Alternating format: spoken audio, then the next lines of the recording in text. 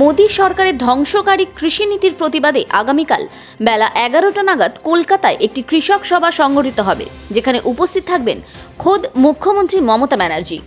সবাই বক্তৃতা দেবেন রাজ্য সভাপতি বেচারাম মান্না। তৃণমূল কংগ্রেসের কৃষাণ ক্ষেতমজুর কমিটি এই প্রতিবাদ মিছিলের আহ্বান করেছেন। আর তাই এই বিষয়কে মাথায় রেখেই আজ পাঁশকুড়া 1 নম্বর ব্লক কমিটি ও শহর তৃণমূল কংগ্রেসের পক্ষ থেকে একটি মহা মিছিল বের করা হয়। মিছিলটি পাঁশকুড়া স্টেশন থেকে শুরু হয়ে সুরারপুর পর্যন্ত গিয়ে আবার সেটি স্টেশনে ফিরে আসে। আগামীকালের কলকাতা চলোর সমর্থনেই ছিল এই দিনের মিছিলটি, যার নেতৃত্ব দিলেন অজিত সামন্ত, যেখানে উপস্থিত ছিলেন দীপ্তি জানা, জাহেদ আলী সহ একাধিক নেতৃত্ববৃন্দ।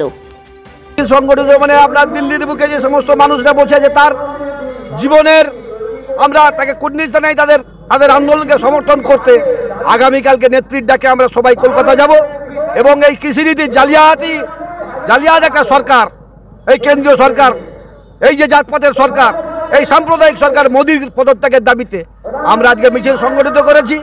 অসংখ্য কৃষকরা এসেছে এবং আগামীকালকে আমরা কলকাতার উদ্দেশ্যে রওনা দেওয়ার জন্য দিল্লির ডাকে আমরা প্রত্যেকে কলকাতা যাবো, এই উদ্দেশ্যে আজকে মিছিল। এটাই বার্তা, কেন্দ্র সরকারকে মানছি না, মানব না পদত্যাগের দাবিতে। আর এই যে জল্লাদ একটা বসে আছে আমাদের রাজ্যসভার, এই যে আমাদের রাজ্যপাল টাকা খাচ্ছে আমাদের, তার সেই আমাদের কষ্টার্জিত টাকা, ঘাম ঝরা টাকা, আগে তাকে পরিষেবা দিতে হচ্ছে, আর সে কেন্দ্র সরকার দালালি করতেছে ওই দালালের বিরুদ্ধে।